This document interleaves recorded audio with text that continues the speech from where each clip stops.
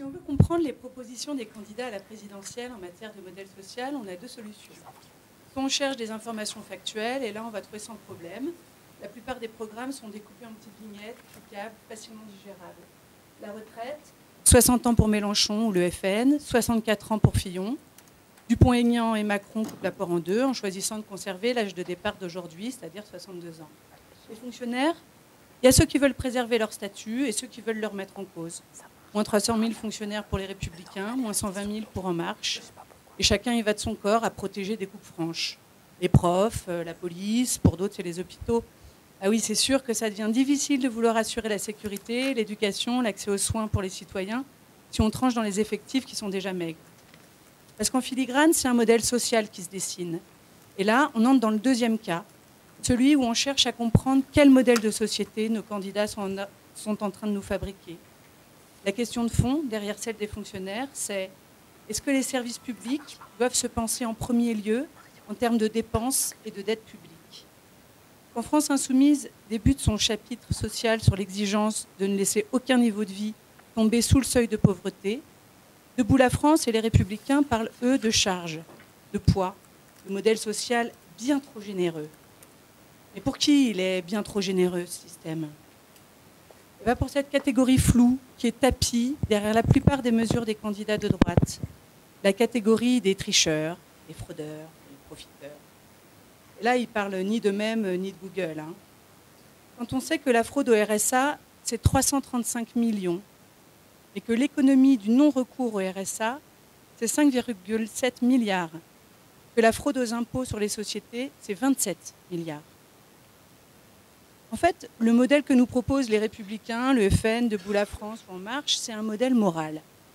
On y parle des mauvais payeurs, des fauteurs de troubles dans les logements sociaux, et qu'on viendrait d'éduquer à coups de charte de bonne conduite.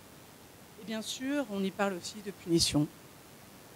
Comme par exemple alléger, simplifier, raccourcir les procédures d'expulsion des logements. Pour le chômage, c'est un peu pareil. Si à gauche, je suis désolée d'utiliser des termes un peu rétrogrades, je voulais dire France Insoumise, Europe Écologie Les Verts, le PS, tout ça. On réfléchit sur un salaire qui serait de plus en plus détaché de l'activité, avec le revenu de base, le salaire universel, la taxe sur les robots.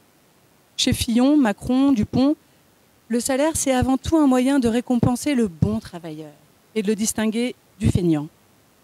Là où France Insoumise propose un droit opposable à l'emploi, c'est-à-dire que l'État serait obligé de proposer un emploi, Debout la France préconise que chaque bénéficiaire d'une aide sociale devra effectuer un travail au service de la collectivité. Et les heures sup sont exonérées, mais c'est pour récompenser le travail. Fillon nous le rappelle, la solidarité ne peut être sans contrepartie, sans effort, sans investissement. C'est quand même plus pratique pour choisir son camp d'avoir comme ça des positions un peu marquées. Il y a ceux qui pensent que le droit est là pour protéger les plus faibles, et il y a ceux qui ne voient pas trop le problème.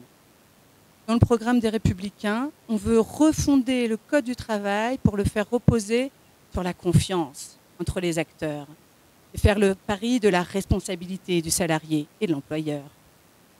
On veut aussi rétablir les libertés contractuelles entre le bailleur et le locataire. Parce qu'en fait, ils sont à armes égales. Enfin, ou plutôt, si on continue notre lecture, il n'y a pas de locataire sans propriétaire qui investit. Ah non, en fait, ils ne sont pas égaux. Il y a un riche et il y a un pauvre.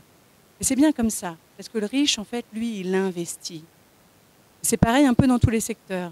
Il nous dit encore, le PS diabolise les dividendes, alors que c'est tout ce qui fonde le cœur de la prise de risque de la création d'entreprises. Là où il se plante, c'est que c'est un peu tout le monde qui tape sur les dividendes. La gauche, certes, mais aussi le FN et Debout la France. Ils parlent tous de revenir à l'économie réelle, à grand renfort de formules creuses qui n'engagent à rien. Et c'est là, en fait, le plus difficile de savoir où on en est. Quand le FN nous dit qu'il veut rester aux 35 heures, mais qu'on pourra négocier un allongement avec 39 heures payées 39, ou qu'il va mobiliser les logements sociaux, mais vers les publics qui en ont le plus besoin.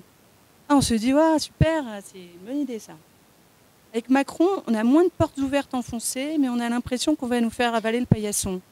Il y a plein de mesures, un peu de ci, un peu de là, on augmente la prime d'activité, mais pas les salaires, on baisse la taxe d'habitation, mais on n'encadre pas les loyers, on transforme l'ISF, on le baisse, mais pas trop. Au moins avec Fillon, on sait où on va. En face de ces puissances, on a compris qu'il n'y a qu'une seule autre puissance. En face de la mort, il n'y a que ce qui résiste à la mort. En face